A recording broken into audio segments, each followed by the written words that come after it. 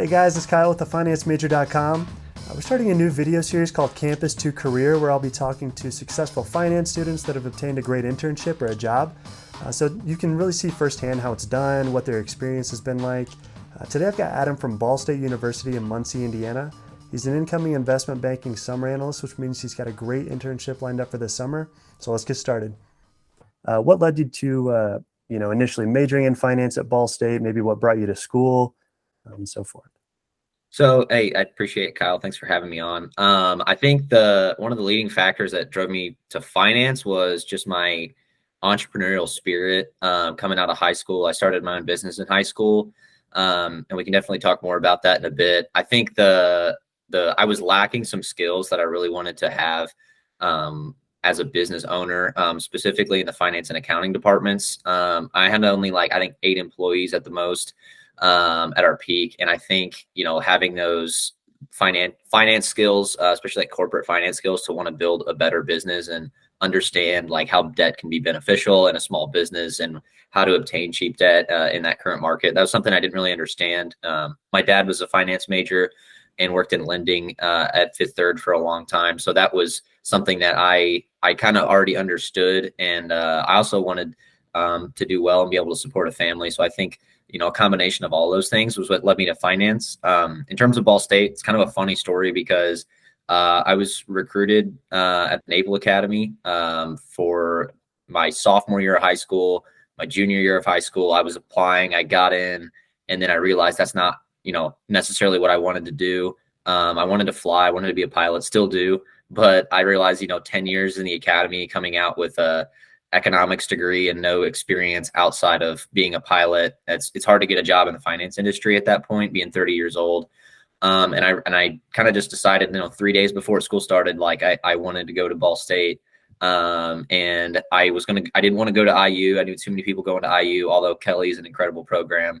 I reapplied to Kelly and Northwestern and was accepted both places last year, but I would have had to restart as a freshman, which was not something I was willing to do.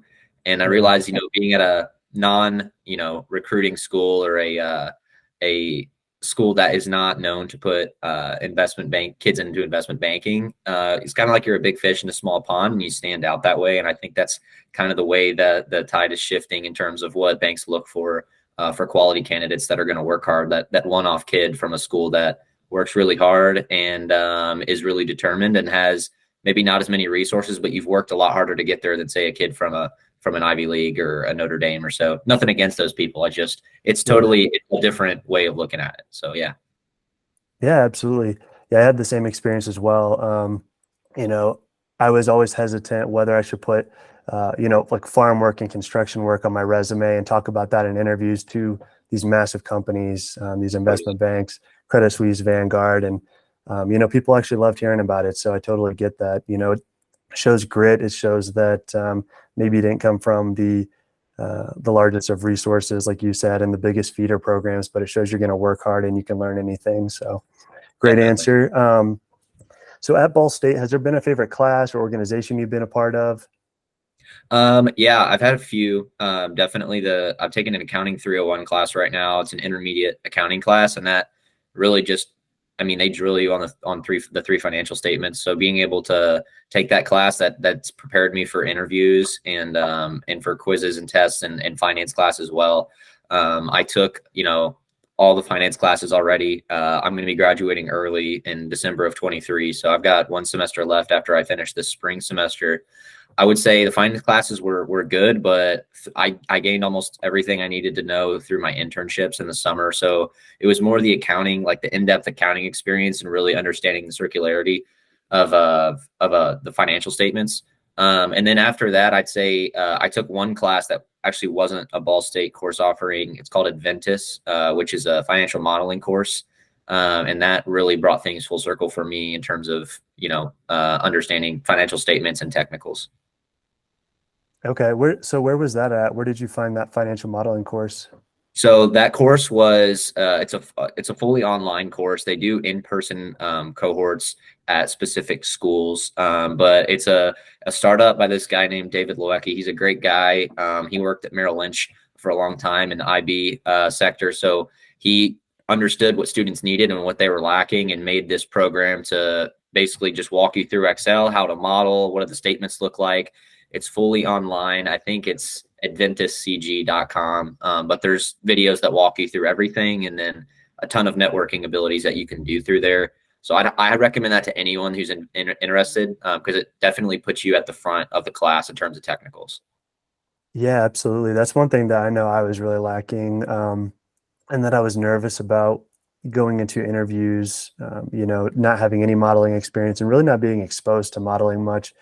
Coming from Ball State, we touch on some things, we're doing some things in Excel, certain functions and things like that, but we weren't really modeling, it wasn't modeling heavy. So yeah, that's a great point. So anyone that's, doesn't have that in their curriculum at school, find a third party that can teach you that kind of thing, and you'll feel a lot more comfortable in interviews. And definitely on your first day, not even after the interviews were done, I was nervous about going in on my first day. What am I going to be thrown into? I wasn't in an investment banking internship. I was in a risk analyst internship, but still very technical and whatnot. So great point there. I know you've got an investment banking internship coming up this summer, but I know you've had some previous internship experience. Do you mind touching on that a little bit and telling you how you found those opportunities, how they came about? Yeah, I think the biggest advice I could give somebody in terms of internships is just like get every single internship you can, because the biggest thing that I learned was I knew exactly what I didn't want to do as much as I learned what I did want to do. And it wasn't really until like year and a half ago, so the springs, the start of my spring semester of my sophomore year, so I'd say more like 2 years ago, I didn't really know what I wanted to do. I knew I wanted to work in finance. I didn't know if I want to work in an equity research role or investment banking, lending, credit. I didn't know what I wanted to do. So I'd been exposed to some private equity elements in high school and early college through a mentor of mine who works in that field and runs his own shop. And that's something that was really interesting to me. And I felt like I needed to learn what corporate finance was and how it operated. So I started out at an accounting firm. That was the only place, like my first internship. As a spring tax internship at a small accounting firm in my hometown, and basically just learned how to do tax returns, which was less on the finance side, but at least I understood, tax law and tax advantages for corporate clients. So that was kind of interesting. Gave me something to talk about in interviews. And I'm definitely a strong believer in what Warren Buffett has to say about this. Is like, if you make an investment in yourself, no one can ever take that away from you. That's the best investment you can make. So even if it's a internship that doesn't pay or doesn't pay as well as another one, I would definitely, don't focus on the pay. I think I get paid 14 an hour for the tax internship, and I could have gone next door at, a fast food place and made like 18. But, the experience I got from that was what landed me a job at my next place. So, and the network that I built there too, because a lot of them were, Kelly graduates at IU. So that they were able to connect me to some friends that had businesses. Later that summer, I ended up at Baird down in Louisville doing equity research under basically 3 portfolio managers and research analysts. They managed the more of the trust and pensions for different companies and firms. So it was a big portfolio for 3 people, but it was really well managed, and they're kind of Warren Buffett investing disciples. So it was really interesting to see, hey, how do you do equity research, and kind of what's your thought process on how you value a company. And all of those skills kind of brought investment banking full circle to me, because I'm like, oh, I'm doing that. I'm still valuing companies. I'm modeling. I'm doing research, but I'm doing it from a different point of view. I'm not doing it to buy the company. I'm doing it to sell it. So I think that's really interesting from that perspective. And then I just started interviewing that summer. So the summer of 2022, early to late summer. So I'd say like June through August, I was interviewing at firms for my 23 summer internship. So that's a big point. I've had a lot of people contact me about, I have it on my LinkedIn that, I'm going to this investment bank for the summer. And it's like, I think all of investment banking recruiting happens at least a year in advance. I know Barclays recruits really late in October. I know a couple other firms recruit pretty late, but I mean, I think 5 months before the internship starts, I'd say most spots are almost guaranteed filled. So that's another thing about finance, is just getting more and more competitive as people start realizing, the capabilities and how the competitiveness of finance. So I think it's really important to jump on it way earlier than later. Starting those networking conversations 2 years in advance can never hurt you, just so they know your name. And it's like they might just fast track you to the interview process instead of having to apply online. Yeah, absolutely. Good points there. And how did you find your upcoming internship? How did that come about? And did you reach out to people on LinkedIn specifically that you knew worked at that company beforehand, trying to get a feel for the company and the interview process? Yeah, so I narrowed it. I knew, okay, investment banking, I want to try it at least. This is kind of what I want to do. I narrowed it down to 10 firms, and I had someone at Kelly explain this to me who will be incredibly successful. That he runs their investment banking program there. And he said, narrow it down to 10 firms. So I found 10 firms that I thought I'd be interested working at. I spent about a week researching those firms, talking to a few people, just kind of putting some feelers out. And then from there, I had a really solid group of 4 to 5 that I'd be interested in. And out of those 4 to 5, based on geographically location, the people, the culture there, from what I've heard, and kind of what my responsibilities would be, and the competitiveness of those internships, I kind of picked out 2 to 3 firms that I thought I'm just going to focus head on and network and grind and do as much as I can to get my foot in the door. The one I'm going to was one of those. The other one was UBS in Houston, and the other one was Stevens in Arkansas. So all of them are great firms and have a name. I think that the UBS one, I hit it off with the guys because they're from Texas, and I do part-time outfitting and hunting in Texas, and we go down there all the time for vacation. So we were able to hit it off and talk about football, and he was a huge Georgia football fan. So I think we talked an hour about football, and then that was kind of who I hit it off with. I wasn't necessarily putting feelers out in the Chicago and New York offices because that's not what I wanted. I was recruited there, and it got offers there, but it's just not something that I wanted to be there full time after college. So I was looking for satellite offices, places like Houston, places like Dallas, Little Rock, Omaha, Denver. So I think those places were places I started looking for satellite offices. I also put feelers out in other areas that I've worked in previously. I applied to the Goldman Asset Management, JP Morgan Asset Management, because I worked in the equity research side. So I had the ability to get an offer there, I think, better just because I had that experience and it showed my dedication to that industry. I came up through this internship through LinkedIn for the bank that I'm going to in Omaha, and just started, talking with the guys there and asked if I could, I shot them an email and said, hey, is there any way I could jump on the phone for 10 minutes and just talk about the culture at Bridgepoint? I'm having a hard time finding a place that really feels like home to me. And to them, that really meant a lot because they're not a mass recruiter. They don't bring in 1,000 interns. They bring in 1 intern a year, and this year they upped it to 3. And I think that was really important for them because they're very keyed in on having the best investment banker, one, but also people that fit the culture there and just really want to help people. And I think that fit the bill for me because I had my own business. I understood how it felt selling a business that you built up from the ground up, and they work with single owner or founder businesses only. So, between that and then just all of us hitting it off about what we do outside of work and, where we went to school and not being from a, mass recruited investment banking school, it was kind of a perfect fit. And I never even applied online. I think it just kind of, I had phone calls, 1 or 2 a week with them, and I just ended up getting the offer. And I'd say, 30 to 40% of finance internships are kind of landed that way. It's kind of on who you know and where you've networked. I think, the people that apply online, if you don't have a name and a 4.0, I think it's really difficult for you to stand out. And I don't have perfect grades. I definitely do well in school, but again, I'm not from an Ivy League school, and, I've got decent grades.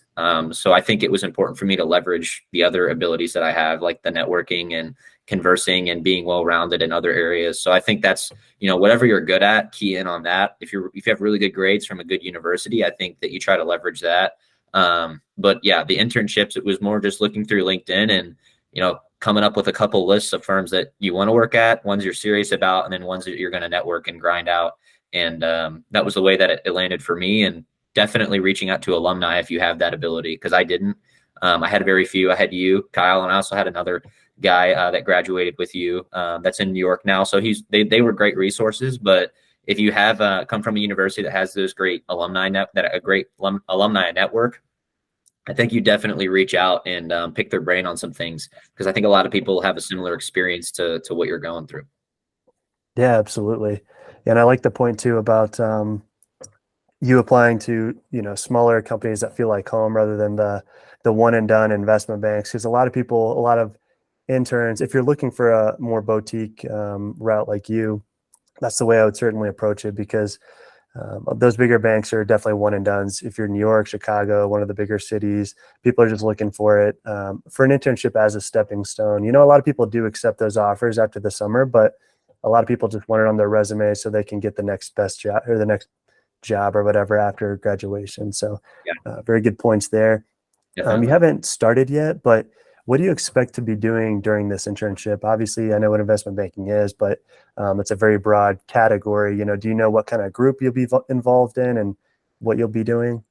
Yeah, so the boutique bank that I'll be working for specializes in healthcare and technology, mostly M&A and capital raising. Right now, you're doing about 60% M&A and 40% capital raising, just because of the value of the debt and equity markets, it being so expensive. So I think a lot of the deal flow is definitely down, but there are deals coming through the door, and there's always work to do. Looking through SIPs and looking through possible companies that we want to sell. And the way it was explained to me last week, I had a great call with one of the analysts there, and we just kind of went through, hey, this is kind of the process we go through during an M&A or a capital raise, and this is what we do. Most people know what investment banking is, but they don't know the tedious details about, what meetings do we sit in, and where do you come in as a summer analyst, and what are you going to be doing. So sounds like from what I'm going to be doing this summer is going to just be a lot of, sitting in meetings, making PowerPoints, and taking those like conceptual finance topics and presenting them in a way that business owners can understand. So, talking about an EBITDA valuation, or we want to sell this at a 7x multiple, and right now it's at a 4. Maybe we should wait to go to market, and helping those people, like the business owners and the employees of the business, understand what does that actually mean. And, that's why you're hiring us, for that advice. So helping create those PowerPoints that look good and professional. I don't think I'm going to be doing a ton of modeling this summer. But that's definitely a good thing that I already know how to do that. So it's kind of more of a helping role, less of, I don't know how it works at necessarily bulge bracket banks. I'm not going to be sitting and modeling, one thing the whole time. I know a lot of banks, bulge bracket banks especially, when you come on as a summer analyst and you're hired on as a full-time analyst, you're doing one thing. And like, you might be in like, healthcare, and you might be doing modeling, and you might just be responsible for modeling out, this section of the company, and you might spend like 8 weeks on it, and you might be doing diligence just around that one thing. One of the main reasons I'm going to the bank I'm going to in the boutique size is because we've got really lean deal size teams, which means I'm going to have to wearing multiple hats. So I wanted to learn as much as I could while I was there. So I decided, I'm going to be in a boutique firm. I want to wear as many hats as possible and learn as much as I can. So that was a big decision for me to go there. So it sounds like this summer I'm going to be doing a lot more than just, PowerPoints and taking notes, but, reading through SIPs and pitching ideas to the team. And, the bank has to make money too. So even though if we know we can sell it, can the bank create fees to be able to generate revenue for the bank? And so understanding the entire deal process and helping the interns create a good piece of work that we can present to a client, whether it's a pitch deck or a slide deck in PowerPoint, or just reading through SIPs. I think at the end of the day, like they told me, you're going to be way better off if you work as a team than individually. So also, trying to have a good connection with and relationship with the interns that are coming in, the 2 other ones. So I think it'll be a really good time. I'm super excited, and hopefully it results in a full-time offer. If not, I've got some good experience and I can go elsewhere, but I'm super excited about it. Nice. Yeah, it's cool. I mean, you should be in a pretty good position. I mean, they've invested a lot in you, and it's not like a feeder program Yeah. type of internship. So I'm sure things will work out pretty well for you. Do you have any tips or tricks that made you stand out in the application or interview process, regarding maybe your resume, cover letter, interview answers that you had, things like that? Yeah. So during the networking calls, I treat every networking call as like a little miniature interview. I'd say the big one, and you might ask about this later, was like the tell me about yourself answer. That's always the one that people sometimes overstress or overlook. So I think it's important to have a really good answer, 60 to 90 seconds about who you are. And that's your time to shine, because during the interview process, I think most of the calls were 20 to 30 minutes. And I'd say easily 15 to 20 of those minutes were spent just talking about my experiences in the past and who I am, and asking good questions about the bank, and me getting to know the analyst that's talking to me. And so I think a lot of that gets overlooked. And also just being a genuine, kind person. I think the best advice I've ever gotten was don't underestimate how being a good person, how far that can get you. And so that hit home here. In terms of the resume, I had, all my best experience at a tax firm. I also interned at Crow, the accounting firm there. I had Barrett on there. I tried to include some figures in there, like managed portfolio of like 7 billion with 3 others, and streamlined our data processes and all the stuff you want on a resume. A lot of action words, especially as the first word, like characterized or utilized. Those always stand out. Obviously, you want it professional looking. And then, I have a lot of different interests and hobbies. So I think hitting on that was important, because a resume is obviously professional and you're doing it for your career. But I think I'd be lying if I said most firms hire you based on what you can do, because I think in the investment banking world, everybody could be an investment banker that's applying. I think 90% of people are just as qualified, if not more qualified than I am. But at the end of the day, it comes down to who you are as a person, and do you mesh well with the deal team you're going to be working with. So the deal team I interviewed with, and the analysts I interviewed with, we were all like really similar, had, a lot of stuff in common. So that just meshed well immediately. And then when I aced the technicals and I had good things on my resume, good experience, good grades, professional formatting, all of that just kind of sealed the deal for me. But I would say, I had the Naval Academy on there. That was a big one I always get asked about. And then starting my own business, I always got asked about that one. So kind of, 2 to 3 things that someone might hit on that they don't normally see, because everyone, they know you go to school, they know you got good grades. Okay, now what? Like, where have you worked? Okay, cool. We don't care. What's something interesting that we can talk about? Because these people are investment bankers. They do it 15 hours a day. They don't really want to talk about investment banking. They'd rather talk about maybe something they're interested in, like golf, or, like their interior decorating business or something like that. Right, Kyle? Yeah, exactly. Um, sorry, just taking notes here. Yeah, one thing that the reason I asked you about that too, and I'm glad you touched on, things that people typically bring up. The more interviews that, students are doing, you're going to start to pick up on things that people want to know about on your resume and see where their eyes are drawn to. And from there, the more interviews you can get up front, just get those ugly ones out of the way, because the first couple you're going to feel real clunky, being someone who's looking for a new internship or job, something like that. But you're going to start to understand what people want to ask about on your resume, what draws their eyes. And when you're anticipating those questions, you can have really good, elaborate, concise answers ready for them. And that really impresses people. Act like you're a little thrown off by their question, but then answer it really in a really intelligent way. It really blows interviewers away. One book that I would recommend, you mentioned just being a likable person, How to Win Friends and Influence People by Dale Carnegie. Have you read that or no? Yeah, I've got it sitting right behind me on the Yeah. bookshelf. Yep. Same. Exactly. Nice. But I would recommend that to any student. I remember one thing that still sticks out to me, and I mentioned this in interviews too, um, remembering someone's name is so important. It's like I think he Yes. says it's the sweetest sound a person can hear is someone's own name. So remember their name is the first thing, because a lot of people, you're communicating with someone in an interview, or maybe you just pass them in the hallway going to your interview. Just remembering their name, jotting it down, maybe what they do, that can make a huge difference. I mean, it just blows people away, even if you just met them once.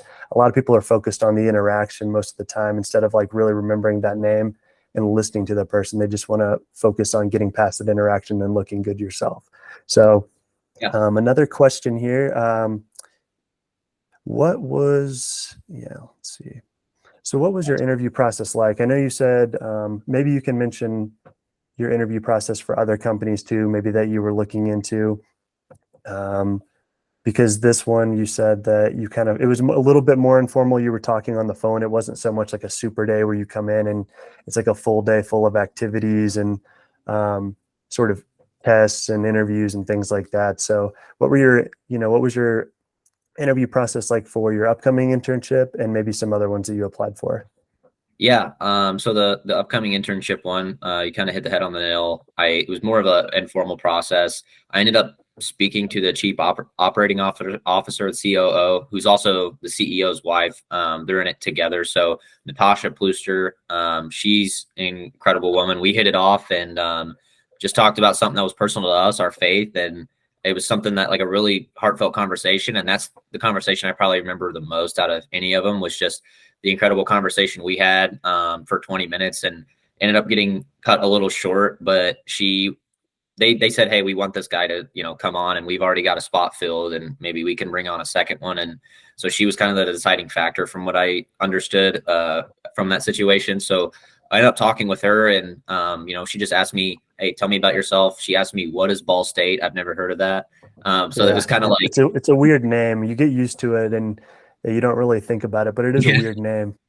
it is a weird name. And so they went, I think she went to University of Michigan. And then Matt, the CEO, went to Creighton and then Columbia for business school for the MBA. So I think, understanding, doing some homework on the people you're going to be interviewing with, if you know that information is always good to know their name, where they came from, maybe their interests, where they went to school. So for me, that the more formal part of that interview process was with Natasha. And then I interviewed with no directors, vice presidents, any of that. It was just a couple associates and some analysts.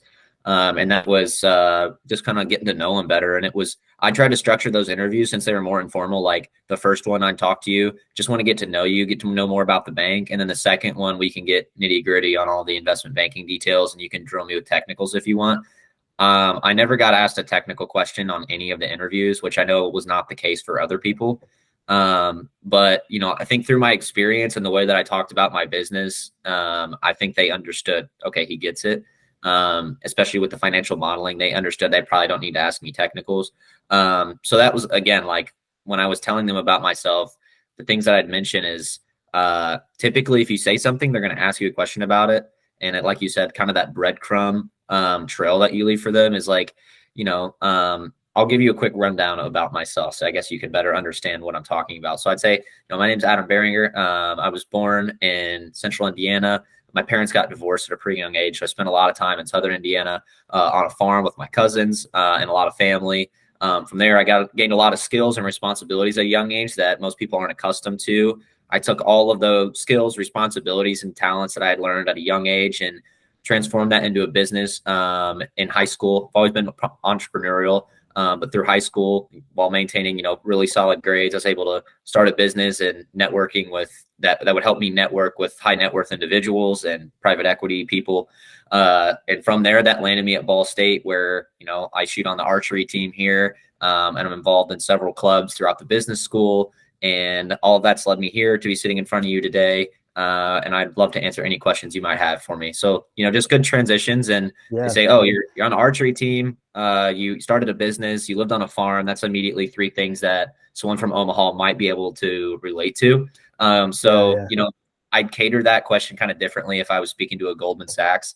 So that also kind of changes things, but you just want to be an interesting person that they can ask questions about. So I didn't dive into what the business was. I let them ask me, hey, what do you do? Or, something like that. Yeah, it's a great point, and it shows that they're the ones asking you that, and that you're going to get to elaborate on it, but you're just kind of giving them that hint of baiting them a little bit to ask about it. So Yeah. hey, it's not my question, like I'm just answering yours, and you can control your interview a lot better that way in your conversations. So you're not thrown off by anything. You're not getting any really surprises throughout your Yeah. interview or your conversations. So you didn't get any really technical questions because of your experience beforehand on your resume and whatnot with your upcoming internship. But what are some technical questions that you've received in general? Maybe past internship questions, and you don't have to list them all, but Mhm. maybe some of the most common ones, or maybe some that you got thrown off by.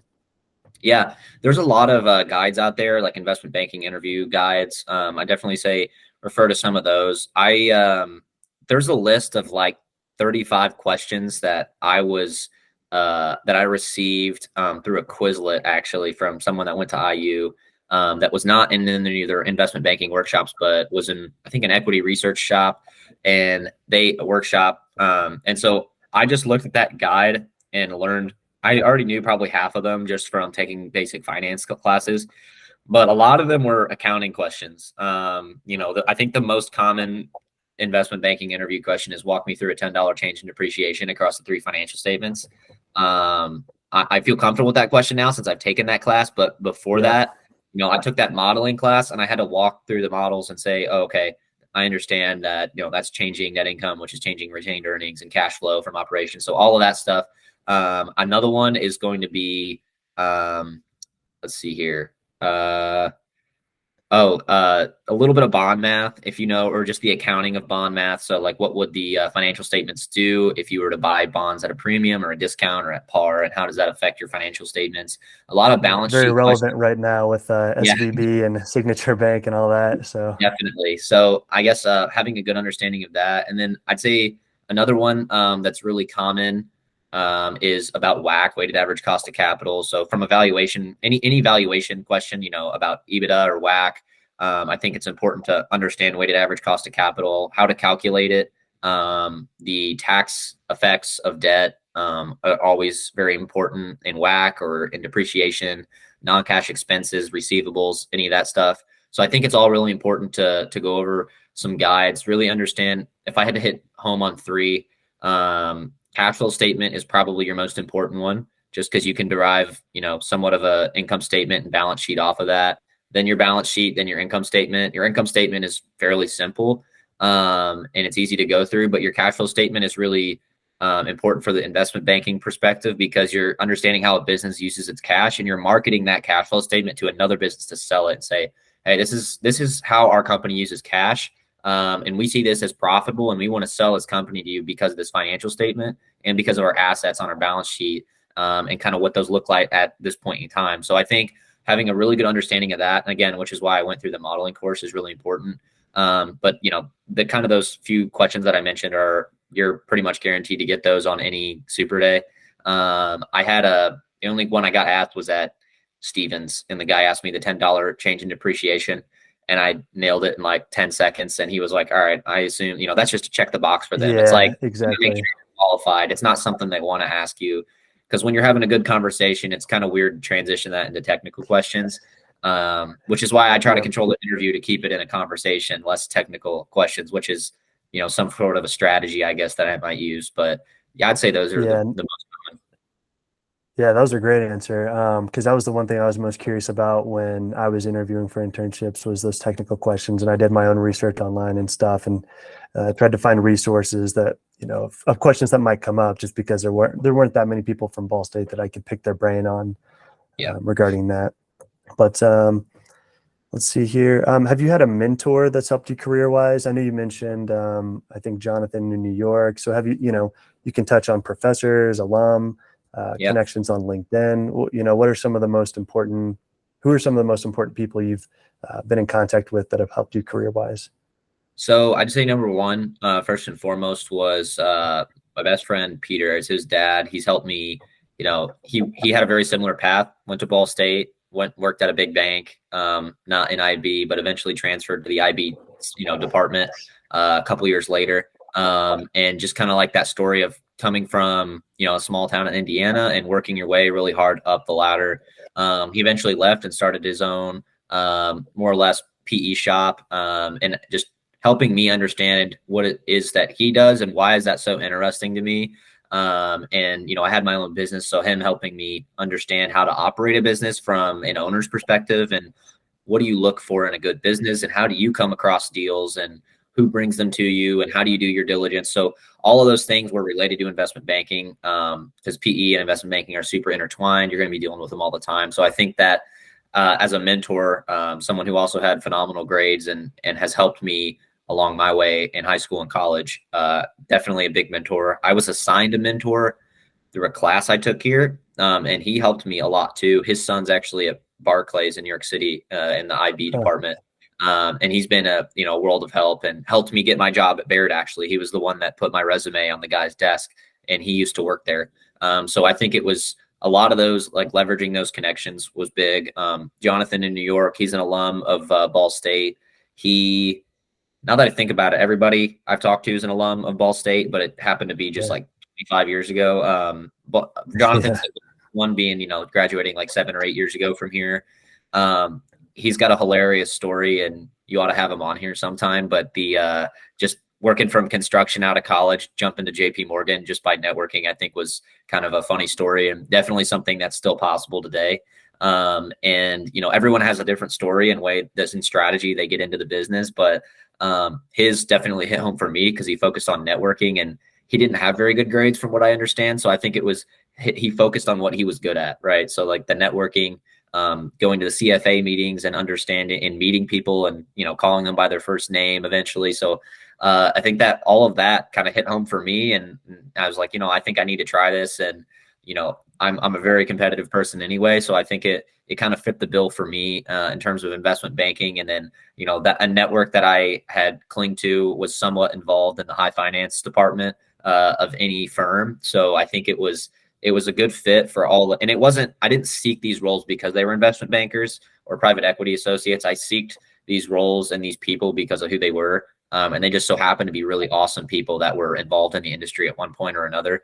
And then I've also have, some past mentors of, bosses I worked with at Baird, and we catch up on a call once a month and just talk about life. And he updates me on the portfolio and the businesses and, the economics. And I think it's all, you can never have too many mentors. And I definitely cling to like two or three, but I think, mentors and mentoring is like one of the most important parts of life for me, whether it's my grandpa, or whether it's a guy at Blackstone. So I think it's really important to have those. And my biggest advice would be pass it along when you make it someday and you're working at a big firm on Wall Street, and a kid calls you from your hometown. It's like, pick up the phone and help them, pass it forward because somebody did that for you.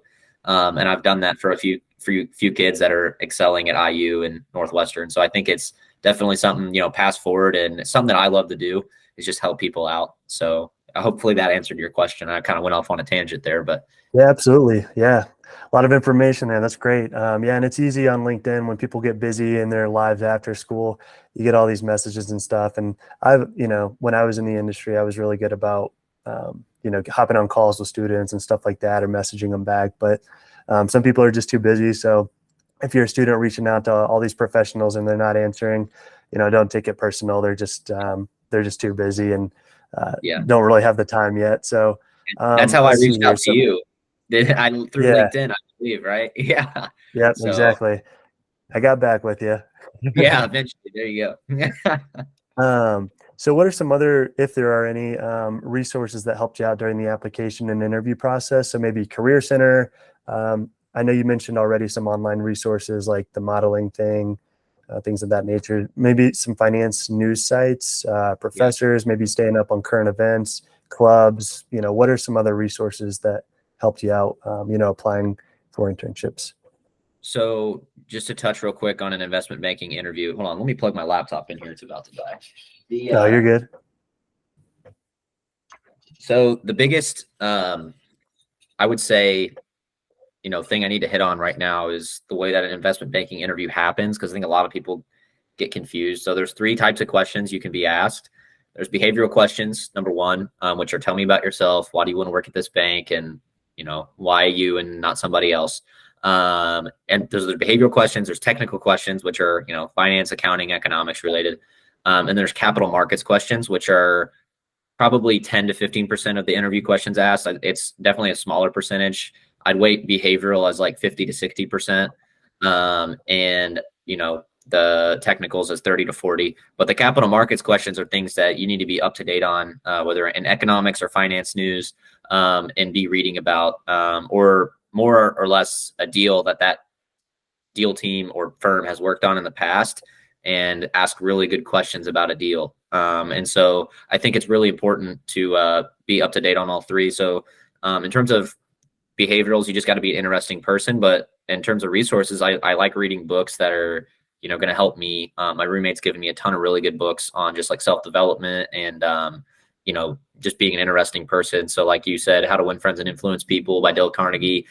Ego is the Enemy. That's one of my favorite books because just talks about, okay, you're an interesting person, but how do you come across as an interesting person and not someone with an ego that says, I know everything, I deserve to be here. So that's a really good book. Warren Buffett and Benjamin Graham. I'm drawing a blank on the name. The I think I've Intelligent. got it over here. Yeah, the Yeah, Intelligent. Intelligent Investor. That's a good book, especially going into equity research or Yep, I got it. investment banking. Yeah, I see it right there on the bottom. The Yeah. Yeah. It's a great book. Just talks about a lot of concepts that you need to know in finance and that people overlook. Talk about the three-legged stool: business, price, and management, and why those are important in a business. So I think in terms of behaviorals, those are good books. Technicals, you just got to get a study guide and study honestly a finance or accounting textbook. I'd probably stay away from a textbook if you're studying for technicals, but doing things, taking classes, taking programs that are going to better you in that. It's not something you can learn overnight. And, you need to not just know the answer. You need to actually understand the concept, which is something that we don't always do in school. We just try to get an A and get through it. But I think truly understanding a concept, it will show, and they'll keep asking you questions until you don't know. And so I think in terms of capital markets, there is a really good letter or a really good newsletter out of Silicon Valley called The Information. Guy writes it out of Silicon Valley. He's a journalist. That one's really good. You got to pay for it though. Wall Street Journal's good. They're okay. They used to be good. And then there's a couple other, Wall Street newsletters that are pretty decent. I'd say honestly, a lot of my, financial news just comes from Bloomberg. You can just go on Bloomberg website and read a lot of the Bloomberg news or turn the channel on the TV, and watch it, or on the YouTube. I don't know if there's anything I would necessarily stay away from. But really, really controversial topics, I try to stay away from those in an interview. But if you're asked about them, just see how you can understand both sides. And it's always good to read the other side of the spectrum. If, it doesn't matter if you're a Fox or a CNN person, but understanding the polarity and why that's important. I think that's more important than actually understanding the concept sometimes. So, I'd say for resources, Wall Street Oasis. And then for investment banking, recruiting specifically, there's a website called Mergers and Inquisitions. So instead of like acquisition, it's inquisitions. Basically, kind of just like a blog that talks about investment banking and high finance rules. Gives a lot of really, really good information about investment banking. So I'd say those are the best resources. Learn to read. If you don't like to read, learn how to like it, because you'll be doing a lot of it. But yeah. Yeah, and there's another good website that I always like to recommend. It's a little bit off the beaten path, but it's called Zero Hedge. I don't know if you've heard of it, but it's current financial news, but it's very opinion. They're more like opinion pieces and just kind of spouting about current financial events and stuff like that. So that's a really good site that I found, and I used that while I worked at Credit Suisse, just because it gives like actual takes on things that are happening and not just straight facts. It's pretty interesting, but it's called Zero Hedge, so that's a good one to check out. Yeah. As a final question, I know you've already had a ton of great advice, but is there anything else? What other advice would you give to students applying for internships or jobs, or like one final piece or one most important thing? Again, never maybe underestimate. To make yourself stand out, or never underestimate, the power of being a good human being. That gets you so much further than you think. Be an interesting person, number two, and just network as much as you can. I think that gets so overlooked. People, apply through the application process in the portal, but most of the time that is accessed when someone says, "Hey, we just talked to this guy. We want you to interview him. Go access his application." It has nothing to do with reviewing applications. You got to understand, JP Morgan gets like 50,000 applications for like 1,000 spots. So, they're taking very, very few, taking 2% of the people that apply.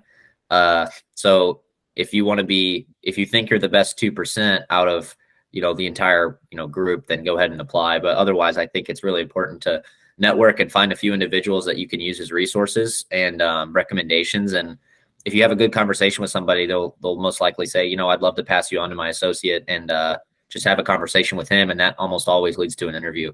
So I think that's the best way to go about it, and you know, access that alumni network if you've got it. But yeah, be a good human being, be interesting, read a lot more than you think you need to, and you know, do good in school, all that.